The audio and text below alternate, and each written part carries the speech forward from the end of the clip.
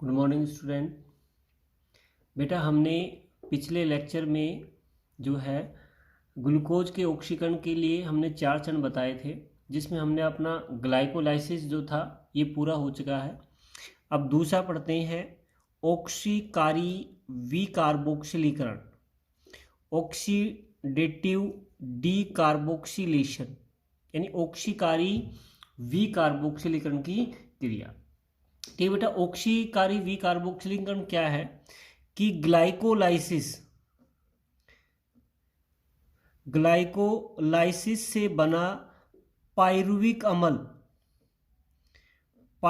अम्ल जो है ये अब माइटोकॉन्ड्रिया में प्रवेश करता है, क्योंकि ग्लाइकोलाइसिस से जो पायरुविक अम्ल बना था ये साइटोप्लाज्म बना था। अब साइटोप्लाज्म में जो पायरुविक अम्ल है अब ये किस में प्रवेश करता है? माइटोकॉन्ड्रिया में प्रवेश करता है। और ये जो पायरुविक अम्ल है, इस पायरुविक अम्ल के ग्राही जो है ये माइटोकॉन्ड्रिया की झिल्ली पर उपस्थित होते हैं। पायरुविक अम्ल के ग्राही जो है ये माइटोकॉन्ड्रिया की झिल्ली पर उपस्थित होते हैं। ठीक है, तो ये पायरुविक अम्ल अब साइटोप्लाज्म से पीएमएस में प्रवेश करता है। किस में प्रवेश करेगा? पीएमएस में प्रवेश करता है, जहां पर ऑक्सीजन की उपस्थिति में, ऑक्सीजन जो है उसकी उपस्थिति में जो पायरुविक अम्ल है, इस पायरुविक अम्ल का विकार्बोक्सिलीकरण होता है। पायरुविक अम्ल जो है उसका विकार्बोक्सिलीकरण होता है पीएमएस में O2 की उपस्थिति में, जो है इसका विकार्बोक्सिलीकरण होता है। और इस ऑक्सीकारी विकार्बोक्सिलीकरण जो है इसमें 3 एंजाइम की आवश्यकता होती है और 5 कारक जो है ये सॉरी बेटा, 3 एंजाइम और 5 कारक जो है ये इस क्रिया में भाग लेते हैं। ऑक्सीकारी विकार्बोक्सिलीकरण की जो क्रिया है उसमें 3 एंजाइम और 5 कारक जो है वो भाग लेते हैं, जिसमें हम सबसे पहले एंजाइम की बात करें तो एंजाइम कौन कौन से हैं? 3, जिसमें नंबर 1 आता है पायरुविक अम्ल विकार्बोक्सिलेज। पायरुविक अम्ल विकार्बोक्सिलेज ये एंजाइम इसमें भाग लेता है। दूसरा एंजाइम है इसमें डाईहाइड्रोक्सी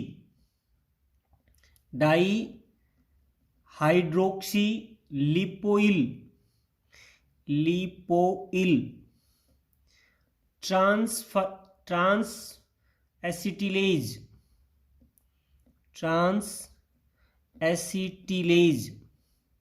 दूसरा एंजाइम कौन सा है? Dihydroxy lipoyl transacetylase. और इसमें तीसरा एंजाइम है डीहाइड्रोक्सी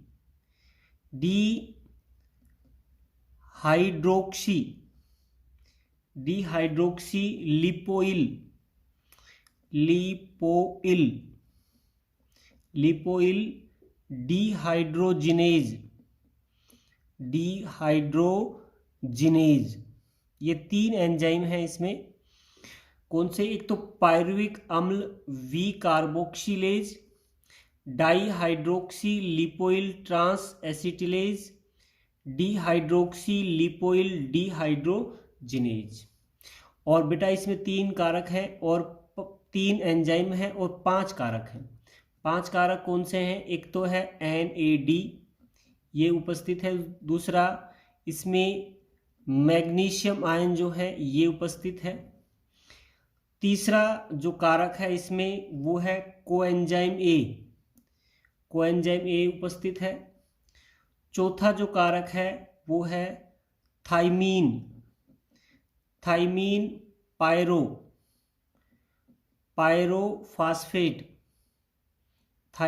पायरोफास्फेट। और 5वां कारक जो है वो है लिपोइक अम्ल। तो ये 5 कारक हो गए, NAD, magnesium ion, coenzyme A, thiamine, pyrophosphate और लिपोइक अम्ल। तो ये 3 एंजाइम और 5 कारक जो हैं ये ऑक्सीकारी विकार्बोक्सिलीकरण की क्रिया में भाग लेते हैं। 5 एंजाइम हैं और 3 कारक हैं। ऑक्सीकारी विकार्बोक्सिलिक अम्ल में जो पायरुविक अम्ल है, पायरुविक अम्ल जो है ये इससे एसिटाइल कोएंजाइम ए का निर्माण होता है। ठीक है, साथ में इसमें 2 हाइड्रोजन आयन मुक्त होते हैं जिन्हें 2NAD ग्रहण कर 2NADH का निर्माण करता है। यानी ऑक्सीकारी विकार्बोक्सिलीकरण में पायरुविक अम्ल जो है वो एसिटाइल कोएंजाइम में परिवर्तित हो जाता है और 2NADH का निर्माण होता है। ठीक बेटा, अब इसको एक आरेख के रूप में अगर हम निरूपित करें तो देखिए क्या होता है इसमें। देखिए सबसे पहले ग्लूकोज जो है इसका ग्लाइकोलाइसिस की क्रिया हुई थी और ये किस में बदला था, पायरुविक अम्ल जो है उसमें ये परिवर्तित हुआ था। किसमें, पायरुविक अम्ल में। अब ये क्रिया तो साइटोप्लाज्म में हो रही थी। किसमें हो रही थी, साइटोप्लाज्म में। अब पायरुविक अम्ल जो है अब PMS में प्रवेश करता है। ठीक है बेटा, और PMS में प्रवेश करेगा तो पायरुविक अम्ल से सबसे पहले बनता है सक्रिय एसिटाइल डिहाइड्रेज सक्रिय एसिटाइल डिहाइड्रेज जो है उसका निर्माण होता है। ठीक है, और इस चरण जो है इसमें पायरुविक अम्ल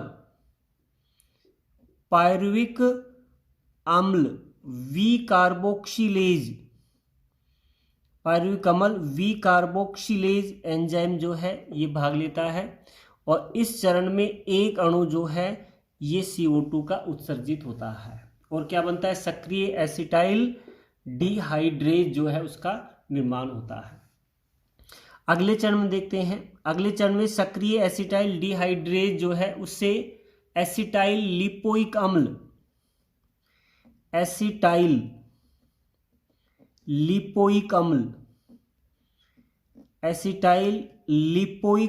जो है उसका निर्माण होता है। ठीक है, और इस चरण में 2 हाइड्रोजन आयन मुक्त होते हैं जिन्हें 2NAD ग्रहण करता है और क्या बनाएगा, 2NADH का निर्माण करता है। ठीक है, और ये जो क्रिया है ये डाईहाइड्रोक्सी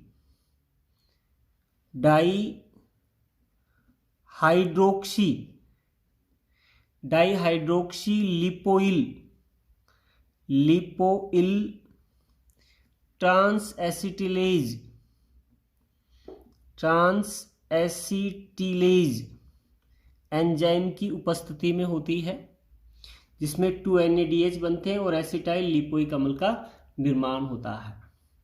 ठीक है बेटा, अगला जो चरण है, अगले चरण में जो है एसिटाइल लिपोइक अम्ल है, अब ये बदलता है एसिटाइल कोएंजाइम ए में परिवर्तित हो जाता है।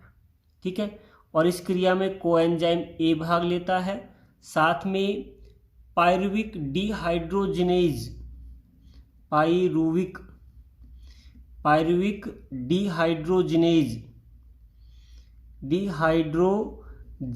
नामक एंजाइम जो है ये भाग लेता है और अंततः जो पायरुविक अम्ल था ये पायरुविक अम्ल किस में बदल जाता है, एसिटाइल कोएंजाइम में परिवर्तित हो जाता है। ये क्रिया है ऑक्सीकारी विकार्बोक्सिलीकरण की क्रिया, जिसमें ग्लाइकोलाइसिस से बना पायरुविक अम्ल जो है ये अब माइटोकॉन्ड्रिया में प्रवेश करेगा और इसके ग्राही माइटोकॉन्ड्रिया की झिल्ली पर होती हैं और ये क्रिया पीएमएस में O2 की उपस्थिति में होगी। वी कार्बोक्सिलीकरण की क्रिया होगी पायरुविक अम्ल में, जिसमें 5 कारक और 3 एंजाइम, नहीं 5 एंजाइम है, नहीं बेटा सॉरी 3 एंजाइम और 5 कारक जो हैं ये भाग लेते हैं। ये 3 एंजाइम हो गए पायरुविक अम्ल वी carboxylase, dihydroxy lipoyl transacetylase और डीहाइड्रोक्सी लिपोइल डिहाइड्रोजिनेज, और 5 enzyme NAD, magnesium ion, coenzyme A, thiamine pyrophosphate, lipoic अम्ल। ठीक है, और इस तरह पायरुविक अम्ल जो है ये एसिटाइल कोएंजाइम में रूपांतरित हो जाता है। ठीक है, ये इसका आरेख है। तो ये पहला, दूसरा जो चरण था ऑक्सीकारी वी कार्बोक्सिलीकरण, जिसमें CO2 का अणु जो है ये बनता है और 2NADH जो है उसका निर्माण होता है। ठीक बेटा, ये हो गया ऑक्सीकारी वी कार्बोक्सिलीकरण। अब तीसरा जो चरण है, वो तीसरा चरण है अपना, वो है क्रेब्स चक्र। क्रेब्स चक्र, पहला ग्लाइकोलाइसिस था, दूसरा ऑक्सीकारी वी कार्बोक्सिलीकरण है, और तीसरा जो चरण है उसका वो है क्रेब्स चक्र। देख बेटा, ऑक्सीकारी वी कार्बोक्सिलीकरण से जो एसिटाइल कोएंजाइम A बनता है, ये अब क्रेब्स चक्र में प्रवेश करता है। एसिटाइल जो कोएंजाइम बना है ये अब किस में प्रवेश करेगा? क्रेब्स चक्र है उसमें प्रवेश करता है। और क्रेब्स चक्र की जो क्रिया है ये मैट्रिक्स में होती है। कहाँ हो रही है बेटा? मैट्रिक्स में। ग्लाइकोलाइसिस साइटोप्लाज्म में हो रहा था और ऑक्सीकारी वी कार्बोक्सिलीकरण मैट्रिक्स जो है उसमें संपन्न होता है। ठीक बेटा, और इस चक्र की जो खोज है ये खोज हैंस क्रेब ने की थी। हैंस क्रेब जो थे उन्होंने इसकी खोज की थी और इसी कारण इसे क्रेब्स चक्र के नाम से जाना जाता है। ठीक बेटा, क्रेब्स चक्र जो है इसका प्रथम स्थायी उत्पाद जो है वो होता है सिट्रिक अम्ल। प्रथम स्थायी उत्पाद क्या है? सिट्रिक अम्ल होता है और इसी कारण इसे सिट्रिक अम्ल चक्र जो है ये भी कहा जाता है। और सिट्रिक अम्ल जो है, इस सिट्रिक अम्ल में 3 कार्बोक्सिलिक समूह उपस्थित होते हैं और इसी कारण इसे ट्राई कार्बोक्सिलिक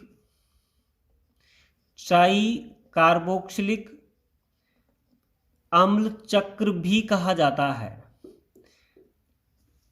ट्राई कार्बोक्सिलिक अम्ल चक्र यानी इसे TCA चक्र भी कहते हैं, ट्राई कार्बोक्सिलिक अम्ल चक्र भी कहा जाता है। ठीक है, क्रेब्स चक्र की जो क्रिया है ये क्रमशः 10 चरणों में पूर्ण होती है।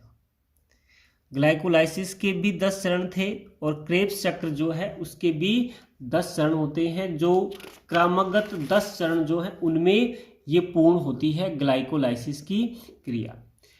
ग्लाइकोलाइसिस की क्रिया जो है इसके लिए आवश्यक सभी एंजाइम जो हैं ये मैट्रिक्स में उपस्थित होते हैं। आवश्यक सभी एंजाइम किस में मिलेंगे? मैट्रिक्स में मिलते हैं। लेकिन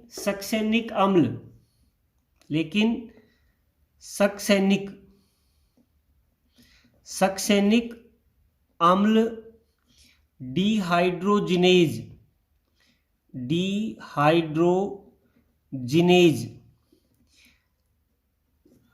सभी जो एंजाइम हैं वो मैट्रिक्स में मिलते हैं, लेकिन एक अपवाद स्वरूप में सक्सेनिक अम्ल डिहाइड्रोजिनेज जो है ये माइटोकॉन्ड्रिया जो है उसकी आंतरिक झिल्ली पर पाया जाता है। आंतरिक झिल्ली पर बाकी सभी एंजाइम कहाँ मिलेंगे? मैट्रिक्स में। और सक्सेनिक अम्ल डिहाइड्रोजिनेज जो है ये माइटोकॉन्ड्रिया की आंतरिक झिल्ली पर पाया जाता है। ठीक बेटा। उसके अलावा जो क्रेब्स चक्र है, क्रेब्स चक्र जो होता है, इस क्रेब्स चक्र के चौथे, छठे, 8वें और 10वें चरण जो है उसमें एक हाइड्रोजन आयन का युग्म मुक्त होता है, उत्सर्जित होता है। 4, 6, 8, 10 पर एक हाइड्रोजन युग्म जो है ये उत्सर्जित होता है। ठीक है। जिसमें से चौथे, छठे और 10वें चरण के जो हाइड्रोजन आयन हैं उन्हें NAD ग्रहण करके NADH का निर्माण करता है, चौथे, छठे और 10वें चरण के। जबकि 8वें चरण से जो हाइड्रोजन आयन मुक्त होते हैं उन्हें FAD ग्रहण करके FADH का निर्माण करता है। ठीक है। क्रेब्स चक्र का 5वें व छठे चरण में, उसके अलावा 5वें व छठा जो चरण होता है उसमें एक एक CO2 के अणु उत्सर्जित होते हैं। साथ ही क्रेब्स चक्र में चार जो हैं जल के अणु जो हैं ये निर्मित होते हैं, जिसमें 2 जल के अणुओं का उपयोग हो जाता है। जिसमें से 2 जल के अणु जो हैं इनका क्या कर लिया जाता है? उपयोग कर लिया जाता है। भाई क्रेब्स चक्र की जो क्रिया है उसके सभी एंजाइम कहाँ है? मैट्रिक्स में। किसको छोड़कर? सक्सेनिक अम्ल डिहाइड्रोजिनेज की, क्योंकि ये मैट्रिक्स में न मिलकर माइटोकॉन्ड्रिया की आंतरिक झिल्ली पर मिलता है। क्रेब्स चक्र में चौथे, छठे, 8वें, 10वें चरण में एक एक हाइड्रोजन आयन का युग्म मुक्त होता है, जिसमें 4, 6, 10वें चरण में इन्हें ग्रहण करेगा NADH बनाएगा। 8वें चरण में FAD ग्रहण करेगा जो FADH बनाता है। 5वें व छठे चरण में एक एक अणु CO2 का उत्सर्जित होता है। साथ में क्रेब्स चक्र में 4 जल के अणु बनते हैं, जिसमें 2 जल के अणुओं का उपयोग कर लिया जाता है। ठीक बेटा, ये है क्रेब्स चक्र। अब क्रेब्स चक्र जो है उसका एक आरेख देखते हैं कि वो 10 चरण कौन से हैं। तो अगला जो अपना है इसमें क्रेब्स चक्र का आरेख। बेटा ये है अपना पूरा एक क्रेब्स चक्र है, उसका आरेख, जिसमें आपने फर्स्ट ईयर में भी ये चीज़ पढ़ी थी कि ऑक्सीकारी विकार्बोक्सिलीकरण से जो एसिटाइल कोएंजाइम बनता है ये अब मैट्रिक्स में प्रवेश करता है और मैट्रिक्स में उपस्थित ऑक्सेलो एसिटिक अम्ल से क्रिया करके पहला उत्पाद बनाता है सिट्रिक अम्ल। और ये जो क्रिया है इस चरण का जो नाम है सिट्रिक अम्ल निर्माण। और ये क्रिया सिट्रिक अम्ल सिंथेटेज नामक एंजाइम की उपस्थिति में होती है, जिसमें कोएंजाइम जो है ये अलग हो जाता है। अब सिट्रिक अम्ल जो है ये किस में परिवर्तित होता है? सिस एकोनिटिक अम्ल में। और इसमें एंजाइम होता है एकोनिटेज, जिसमें जल का एक अणु बाहर निकलता है और ये क्रिया कहलाती है निर्जलीकरण कहलाती है। तो दूसरा चरण कौन सा है? निर्जलीकरण। तीसरा चरण जो है, जैसे पहला चरण क्या हो गया अपना? सिट्रिक अम्ल का निर्माण। दूसरा चरण क्या हो गया? निर्जलीकरण। और तीसरा जो चरण है वो कौन सा है? जलयोजन। जलयोजन जो है सिस एकोनिटेज एंजाइम की उपस्थिति में सिस एकोनिटिक अम्ल अब किस में बदलेगा? आइसोसिट्रिक अम्ल में परिवर्तित हो जाता है। अब अगला चरण आता है नंबर 4 पर, विहाइड्रोजनीकरण। विहाइड्रोजनीकरण में क्या होता है? ये क्रिया आइसोसिट्रिक डिहाइड्रोजिनेज एंजाइम की उपस्थिति में होती है, जिससे आइसोसिट्रिक अम्ल ऑक्सेलोसक्सेनिक अम्ल में परिवर्तित हो जाता है। मुक्त हुए 2 हाइड्रोजन आयनों को NAD ग्रहण करके 2NADH का निर्माण करता है। ठीक बेटा। पांचवा चरण आता है इसमें विकार्बोक्सिलीकरण। विकार्बोक्सिलीकरण जो विकार्बोक्सिलेज एंजाइम की उपस्थिति में होती है, जिसमें ऑक्सेलोसक्सेनिक अम्ल अल्फा कीटोग्लूटेरिक अम्ल में परिवर्तित हो जाता है और क्या निकलती है? CO2, क्योंकि वी कार्बोक्सिलीकरण की क्रिया है। ठीक बेटा। पांचवा जो चरण है इसका नाम है वी कार्बोक्सिलीकरण व वी हाइड्रोजनीकरण, और ये क्रिया होती है अल्फा कीटोग्लूटारेट हाइड्रोजिनेज जटिल और कोएंजाइम की उपस्थिति में। यहाँ पे भी 2 हाइड्रोजन आयन निकलते हैं और 2 NADH का निर्माण होता है। छठा चरण है एटीपी का निर्माण। छठा चरण है एटीपी का निर्माण, कि अब सक्सेनिक कोएंजाइम जो है ये बदलता है सक्सेनिक अम्ल में सक्सेनिक थायोकाइनेज की उपस्थिति में, जिससे जो ऊर्जा मुक्त होती है उसमें GDP फॉस्फेट समूह से जुड़कर 2GTP बनाता है। GTP अपना उच्च ऊर्जा वाला फॉस्फेट समूह ADP को देता है, जिससे अंत में 2 ATP का निर्माण होता है, और इसी कारण इस चरण को ATP का निर्माण या संश्लेषण कहा जाता है। ठीक बेटा। सातवां चरण है विहाइड्रोजनीकरण। कौन सा है? विहाइड्रोजनीकरण। विहाइड्रोजनीकरण में क्या आता है कि सक्सेनिक अम्ल अब फ्यूमेरिक अम्ल में बदलता है।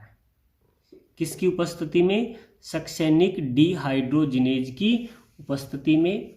और इस क्रिया में भी 2 हाइड्रोजन आयन मुक्त होते हैं जिन्हें FAD ग्रहण करता है और 2FADH का निर्माण करता है।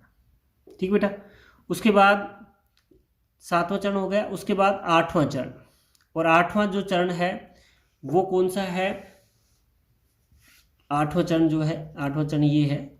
8वां चरण है जल योजन, कि फ्यूमेरिक अम्ल है ये फ्यूमरेज एंजाइम की उपस्थिति में जो है फ्यूमेरिक अम्ल मैलिक अम्ल में बदल जाता है, जिससे जल जो है वो जुड़ता है, जिसे जल योजन कहा जाता है। जल जुड़ता है, इसमें बाहर नहीं निकलता है, जल जुड़ता है, तो ये क्रिया जल योजन कहलाती है। ठीक बेटा। उसके बाद 9वां जो चरण है वो है विहाइड्रोजनीकरण। 9वां चरण क्या हो गया? विहाइड्रोजनीकरण हो गया। और विहाइड्रोजनीकरण में क्या होगा कि इसमें मैलिक अम्ल मैलिक डिहाइड्रोजिनेज की उपस्थिति में किस में बदल जाता है? ऑक्सेलो एसिटिक अम्ल जो है उसमें परिवर्तित हो जाता है। ठीक है। 2 हाइड्रोजन आयन मुक्त होते हैं और NADH का निर्माण होता है। और उसके बाद अगला चरण वापस ऑक्सेलो एसिटिक अम्ल एसिटाइल कोएंजाइम से क्रिया करके वापस सिट्रिक अम्ल का निर्माण करता है। ठीक है बेटा। ये है क्रेब्स चक्र की क्रिया। और क्रेब्स चक्र की जो क्रिया होती है, इसे अगर 10 नंबर का क्वेश्चन आता है तो बेटा इसमें तो हमें एक एक चरण लिखना है। जैसे मान लो अगर पहला चरण का नाम लिखा जाए तो पहला चरण कैसे लिखेंगे हम?